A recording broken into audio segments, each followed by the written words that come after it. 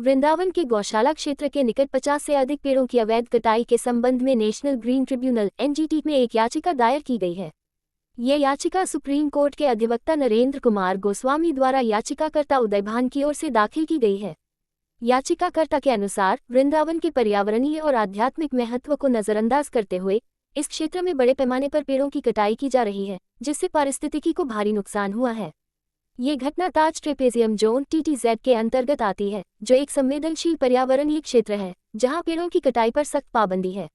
वकील नरेंद्र कुमार गोस्वामी ने बताया कि यह मामला वृंदावन के पर्यावरण और उसकी सांस्कृतिक धरोहर की सुरक्षा से जुड़ा हुआ है। उन्होंने कहा, ये केवल वृक्षों की कटाई का मामला नहीं है, बल्कि यह क्षेत्र की पारिस्थितिकी और धार्मिक धरोहर पर हमला है। वृंदावन की हरियाली और उसकी पवित्रता का संरक्षण हमारी प्राथमिक जिम्मेदारी होनी चाहिए। याचिका में पेड़ों की अवैध कटाई को रोकने और क्षेत्र में पुनर्वनीकरण की मांग की गई है। साथ ही इस अवैध गतिविधि के लिए जिम्मेदार व्यक्तियों और संबंधित अधिकारियों के खिलाफ कड़ी कानूनी कार्यवाही की मांग की गई है।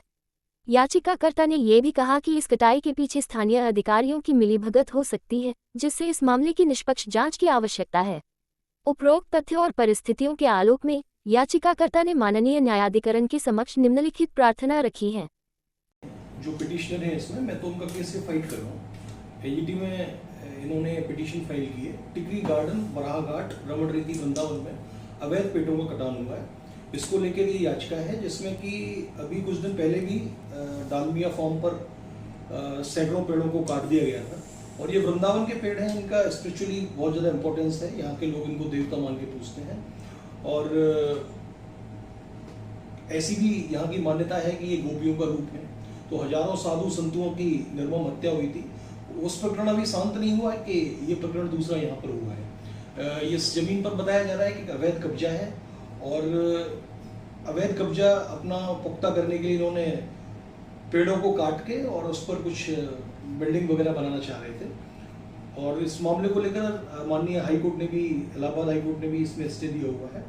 और तो इस मामले को लेकर और ब्रज की समस्त जितने भी बाग हैं, बगीचे हैं, हमने ये प्रार्थना की है एनजीटी में कि जितने भी बाग हैं, जितने बगीचे हैं जो किसी रानी के नाम चले आ रहे हैं या फिर किसी राजा के नाम चले आ रहे हैं, आज उनका कोई भी सुध लेने वाला नहीं है, उनको चिन्हित किया जाए और जितने भी पेड़ हैं उनको उनकी नंबरिंग की जाए। जैसे कि यूनिक आइडेंटिटी होती है, यूआईडी होती है, ऐसे ही उनको भी नाम दिया जाए।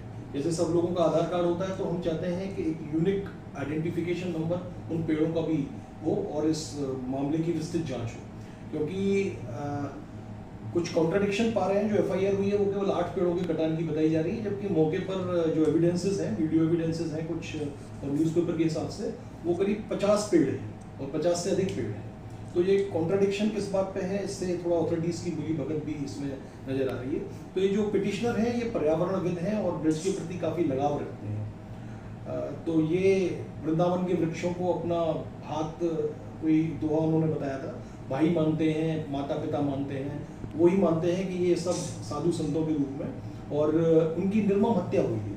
जो वृक्षों का कटान हुआ है वो कौन कौन से वृक्ष थे, क्या क्या नाम था उन वृक्ष का, और क्या वो छोटे आकार में थे या विस्तृत बड़े आकार में थे, और कितने पुराने थे?